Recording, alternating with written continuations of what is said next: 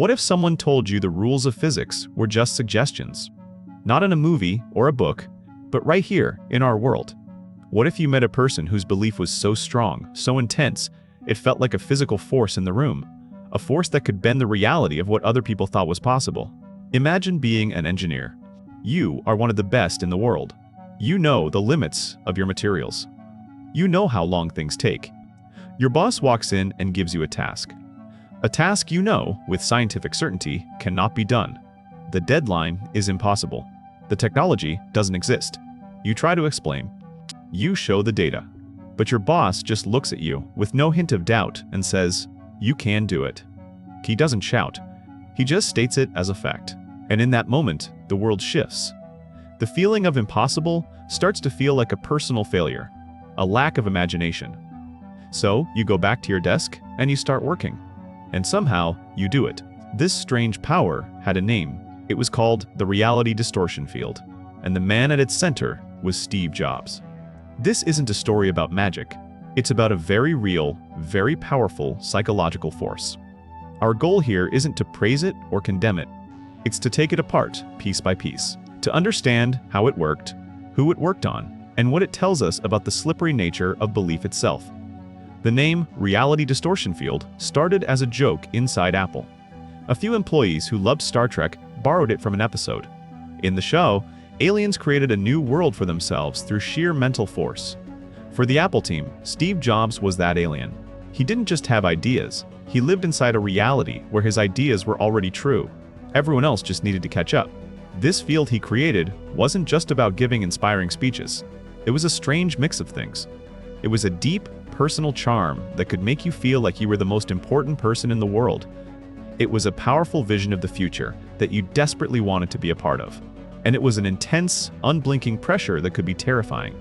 Jobs used this field to convince people to do things they thought were impossible. There are many stories. One of the most famous happened just before the first iPhone was released. The prototype had a plastic screen. Jobs had been using it and noticed it got scratched by his keys in his pocket. He was bothered by it. Weeks before the phone was supposed to ship to millions, he called his team together. He told them he wouldn't sell a product that could be scratched. He wanted a glass screen. His team was stunned. The kind of strong, thin glass he wanted didn't really exist for phones. They told him it wasn't possible on such short notice. Jobs didn't argue. He called the CEO of a glass company named Corning. He told the CEO he wanted a huge supply of a special, unscratchable glass. The CEO explained that they had developed a strong glass years ago, but it wasn't in production. They had never made it in the quantity Jobs needed. Jobs said to him, "Don't be afraid, you can do it." It wasn't a question. It was a command from his own reality. He gave them a deadline that seemed impossible, 6 months. The story goes that the workers at the Corning factory converted their whole facility almost overnight. They delivered the glass. And today, almost every high-end smartphone has a screen made of that same type of glass. The field could also be much simpler and much more personal. When the first Macintosh computer was being built, Jobs became obsessed with how fast it started up. The engineers had it down to about 2.5 minutes. They told him that was as fast as it could possibly be. They had pushed the hardware to its absolute limit. One day, an engineer was in the office with Jobs. Jobs told him the boot time was too long. The engineer, Larry Kenyon, started to explain the technical reasons why it couldn't be faster. Jobs cut him off. He asked, "If it would save a person's life, could you find a way to shave 10 seconds off the boot time?" Kenyon was a little surprised, but he said he probably could. Jobs then went to a light board. He wrote down, if 5 million people are using the Mac, and it takes them an extra 10 seconds to turn it on every day, that adds up to about 300 million seconds a year. He told the engineer that shaving off those 10 seconds would save dozens of lifetimes per year. The logic was a bit strange, but the point was clear. Suddenly, it wasn't a technical problem. It was a moral one. The engineer went back and found a way to make the computer boot up 28 seconds faster. The reality distortion field didn't change the laws of physics. It just changed a person's perception of what was important and what was worth trying. So what was happening here? How could one person's belief change the actions of so many smart, independent people? It wasn't magic.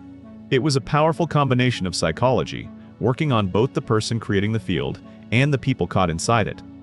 Let's start with the source, the mind of Steve Jobs. To create a reality distortion field, you have to first live in one. Jobs seemed to have an unshakable, absolute belief in his own ideas. This is a trait often connected with narcissistic personalities.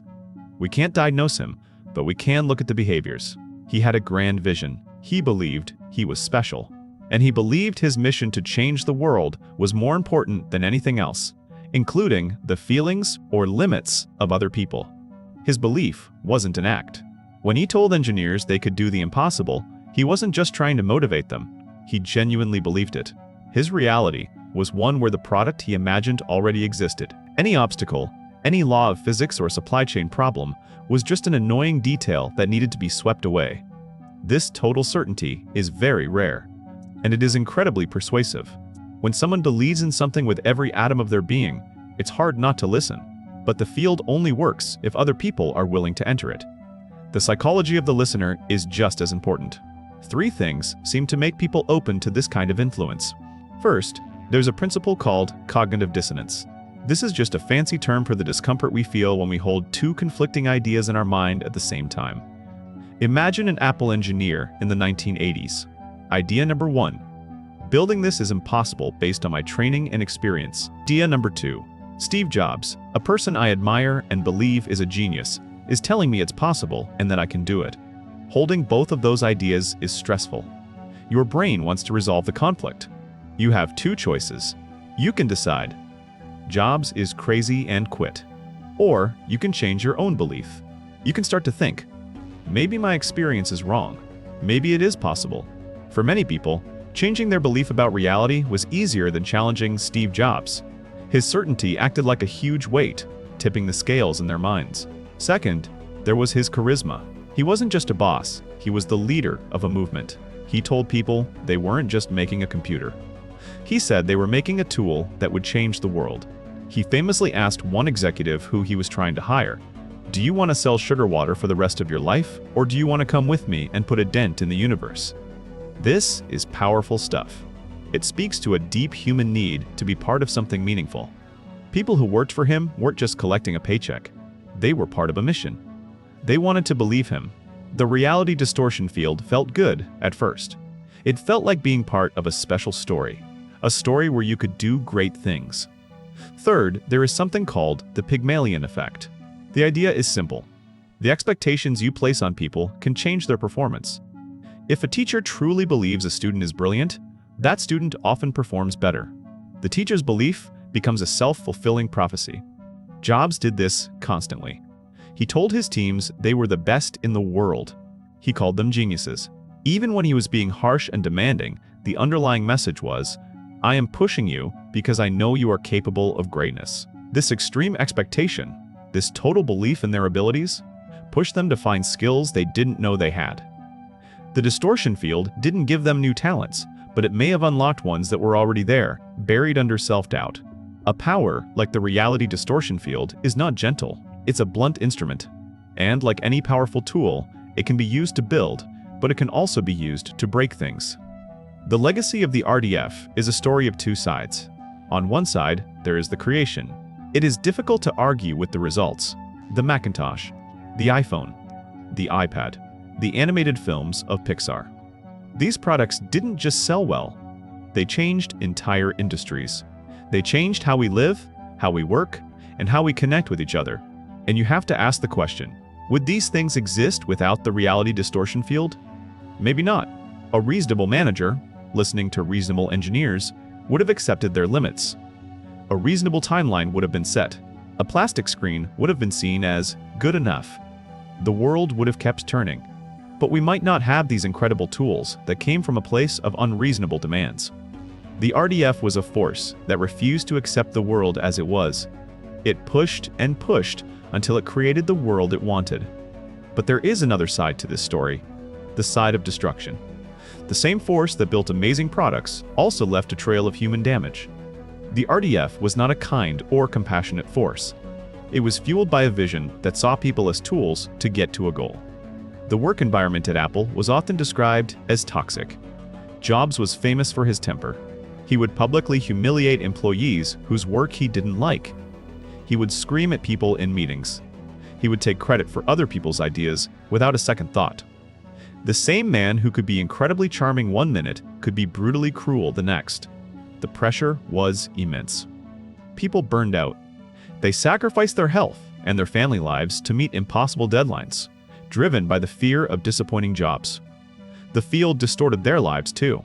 It made them believe that work was the only thing that mattered. For every story of someone who did their best work under jobs, there is another story of someone who was left feeling broken and used. The RDF was a double-edged sword. It drove people to achieve things they never thought possible, but it often did so at a great personal cost. It shows that sometimes the same qualities that lead to great innovation, obsession, a single-minded focus, a refusal to accept limits, can also lead to a lack of empathy and a deep well of human pain. The beautiful products we hold in our hands have complicated, and sometimes dark, histories. So what can we learn from this strange story about Steve Jobs? The reality distortion field can seem like a superpower, but when you break it down, it's made of very human parts. First, an absolute, unwavering belief in a vision.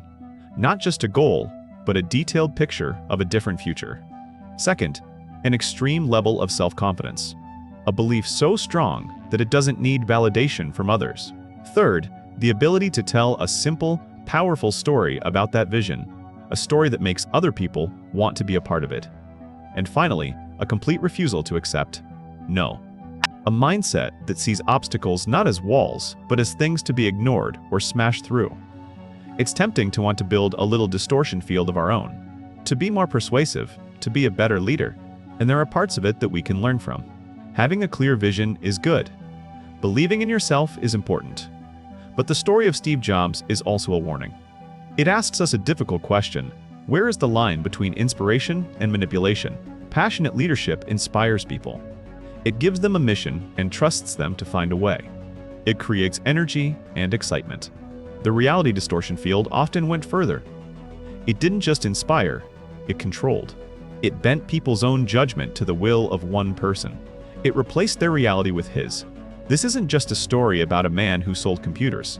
It's a story about power and belief. We see versions of this field everywhere. In politics, in business, even in our own families. We meet people with incredible certainty.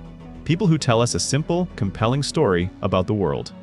And it's often tempting to step inside their reality, especially when our own feels confusing or difficult.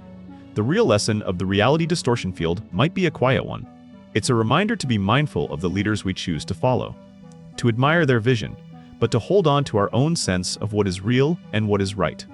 It's a reminder that true strength isn't just about bending the world to our will. It's also about having the wisdom to know when the world is telling us something we need to hear. And maybe the most important question isn't how to build a field of our own, but how to see them clearly when we are standing in one.